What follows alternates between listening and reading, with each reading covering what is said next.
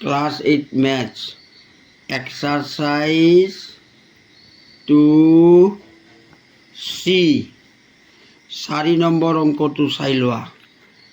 4 number অংকটোত কি কৈছে? এখন আয়তাকাৰ বাগিচাৰ দিগ আৰু প্ৰস্থৰ অনুপাত 3:1 আৰু ক্ষেত্ৰফল 192 বৰ্গমিটাৰ। বাগিচাখনৰ দিগ আৰু প্ৰস্থ কিমান?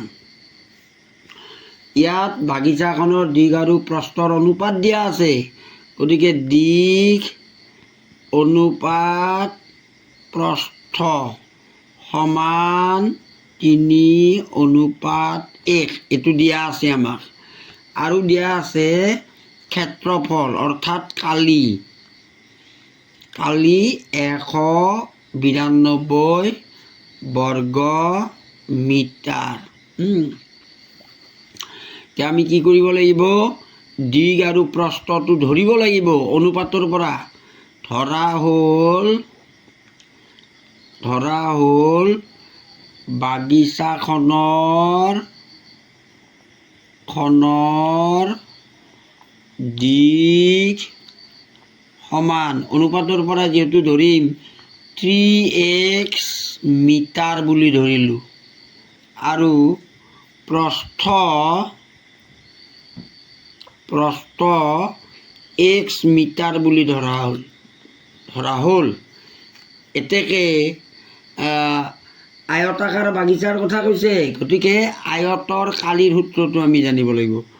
আয়তৰ কালি সূত্ৰটো কি আছিল? দিগ পূৰণ প্ৰস্থ, এইটো সূত্ৰ আছিলে। এতেকে দিগ আৰু প্ৰস্থ কিমান পাইছোঁ আমি? দিগ 3x মিটাৰ, ইয়াত বহুৱাই দিয়া, পূৰণ প্ৰস্থ x মিটাৰ, ইয়াত বহুৱাই দিয়া। এইটো হ'ব বৰ্গ মিটাৰ। ইমান সমান 3x স্কুৱেৰ বৰ্গ মিটাৰ। ইমান সমান আমাক আয়তাকাৰ বাগিচাখনৰ কালি দিয়া আছে 192 বৰ্গ মিটাৰ। এতেকে প্ৰশ্ন মতে কি হ'ব? এই যে আয়তৰ কালি আমি 3x স্কুৱেৰ পালোঁ, 3x স্কুৱেৰ সমান 192 হ'ব। এইটো হৈছে আমাৰ সমীকৰণ। এই সমীকৰণটো এতিয়া আমি সমাধান কৰিব লাগে। 3ৰে 192 হৰণ কৰিলে আমি x স্কুৱেৰৰ মান পাম। গতিকে 3ৰে 192 হৰণ কৰা কেইবাৰ যাব? 3ৰে এইটোক 3 6 গুণ 18, 1 19, 3 4 গুণ 12 অৰ্থাৎ 64, অৰ্থাৎ x square equal to 64। x square equal to 64 মানে 8 স্কুৱেৰ, অৰ্থাৎ 8ৰ বৰ্গ 64, 64, গতিকে 64ৰ বৰ্গমূল 8 স্কুৱেৰ। এতিয়া আমি কি কৰিম? ইয়াৰে স্কুৱেৰটো আৰু ইয়াৰে স্কুৱেৰটো উঠাই দিলে আমি পাম +-8। কিন্তু xৰ মান যিহেতু ইজ গ্ৰেটাৰ দেন 0, গতিকে নিগেটিভ হ'ব নোৱাৰে। গতিকে আমি x ইজ ইকুৱেল টু 8 ধৰিলোঁ। 8 মানে এতিয়া আমি কি পাম? এইফালে আহা, xৰ মান 8, অৰ্থাৎ বাগিচাখনৰ দিগ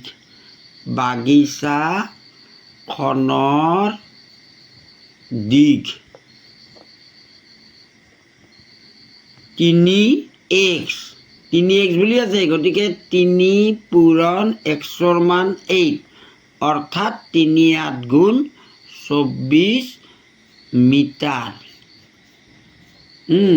3 8 গুণ 24 মিটাৰ। আৰু এইবিলাক মিটাৰ বুলি লিখি থোৱা, একচুৱেলি এইবিলাক মিটাৰ বুলি লিখি থ'ব লাগে। আৰু বাগিচাখনৰ প্ৰস্থ হ'ব, বাগিচাখনৰ প্ৰস্থ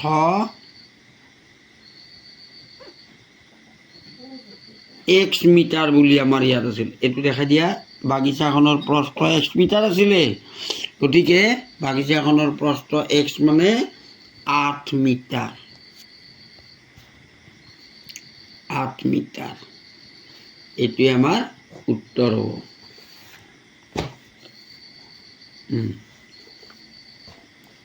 আৰু কাটিলা 5 নম্বৰ অংকটো চোৱা এইবাৰ। এজন শিক্ষকে 210 গৰাকী ছাত্ৰ ছাত্ৰীৰ প্ৰত্যেককে পৰীক্ষাৰ বাবে শুভেচ্ছাৰ দিন স্বৰূপে একোটাকৈ কলম উপহাৰ দিলে।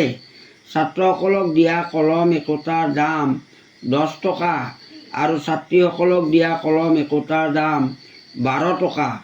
যদি শিক্ষকজনৰ মুঠ 2280 টকা খৰচ হ'ল তেন্তে ছাত্ৰ আৰু ছাত্ৰীৰ সংখ্যা কিমান?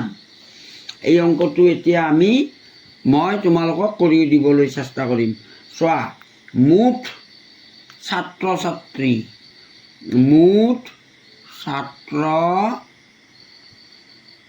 ছাত্ৰী সমান কিমানজন? 210 জন। গতিকে আমি ছাত্ৰ আৰু ছাত্ৰীৰ সংখ্যা উলিয়াব লাগে। গতিকে আমি কি কৰিলোঁ? ধৰা হ'ল ছাত্ৰৰ সংখ্যা 1 জন, এতেকে ছাত্ৰীৰ সংখ্যা হ'ব 210 জনৰ পৰা 1 জন বিয়োগ ইমানজনী। এইটো হ'ব ছাত্ৰীৰ সংখ্যা। ছাত্ৰৰ একোটা কলমৰ দাম, ছাত্ৰৰ এটা কলমৰ দাম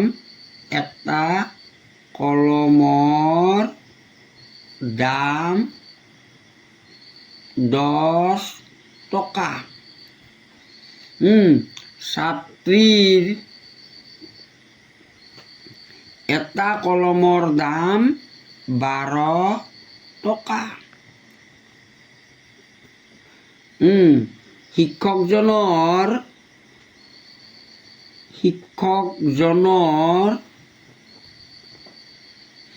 ছাত্ৰৰ বাবদ খৰচ হয়, ছাত্ৰৰ কলমৰ বাবদ খৰচ হয়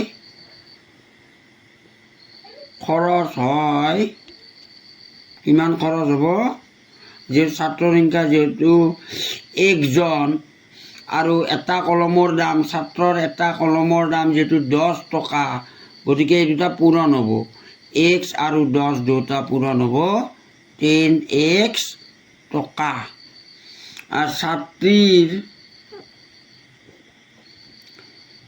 কলমৰ বাবদ খৰচ হয়, ছাত্ৰীৰ সংখ্যা হৈছে 210 বিয়োগ x আৰু ছাত্ৰীৰ এটা কলমৰ দাম হৈছে 12। গতিকে এটা কলমৰ দাম 12, ছাত্ৰীৰ সংখ্যা যিহেতু 210 বিয়োগ x, গতিকে 210 বিয়োগ 1 জনী ছাত্ৰীক দিবলৈ তেওঁৰ খৰচ হ'ব 12 পূৰণ 210 বিয়োগ x টকা। ইমান টকা খৰচ হ'ব। এতিয়া চোৱা যে ছাত্ৰৰ কলমৰ বাবদ খৰচ হোৱা ইমান টকা 10x, ছাত্ৰীৰ কলমৰ বাবদ খৰচ হোৱা ইমান টকা 12 whole into 210 minus x টকা। এই দুখিনি টকা, এইখিনি টকা আৰু এইখিনি টকা যোগ হ'লে শিক্ষকজনৰ মুঠ খৰচ হ'ব কিমান? এতেকে শিক্ষকজনৰ মুঠ খৰচ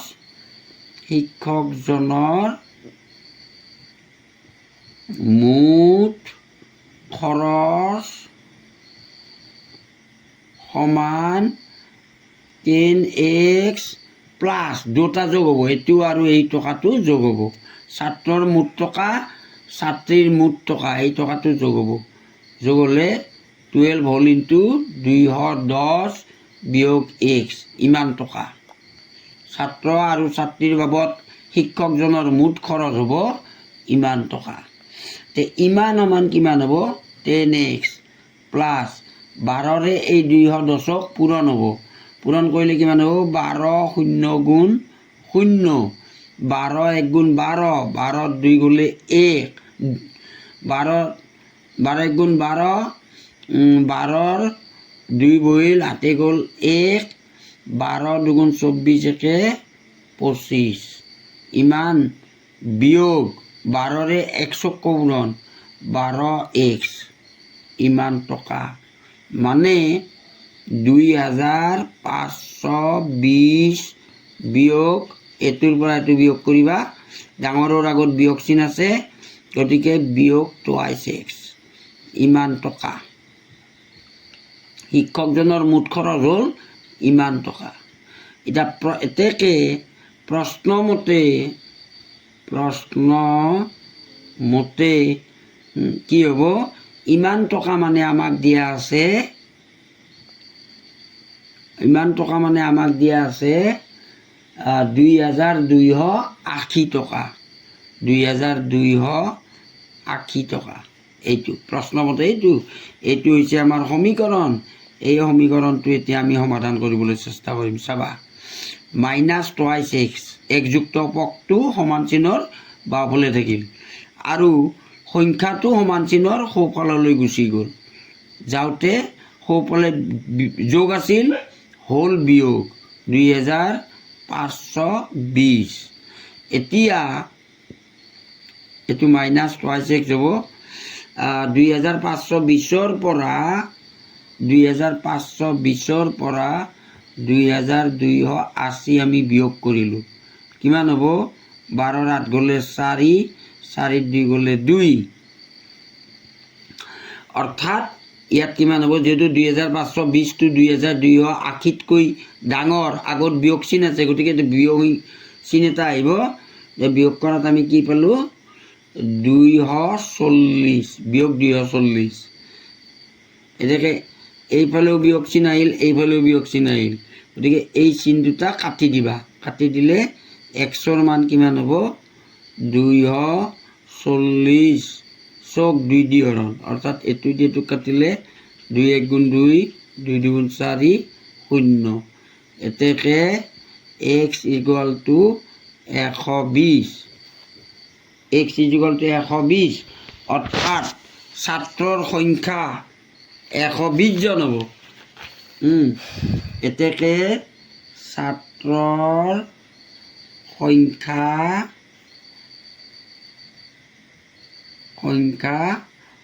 120 জন আৰু ছাত্ৰীৰ সংখ্যা, যিহেতু মুঠ ছাত্ৰ ছাত্ৰী আমাৰ কিমান আছিল? মুঠ ছাত্ৰ ছাত্ৰী আমাৰ যিহেতু 210 জন আছিল, 210 জনৰ পৰা ছাত্ৰৰ সংখ্যা 120 জন আমি বিয়োগ কৰিব লাগিব। বিয়োগ কৰিলে ছাত্ৰীৰ সংখ্যা পাম আমি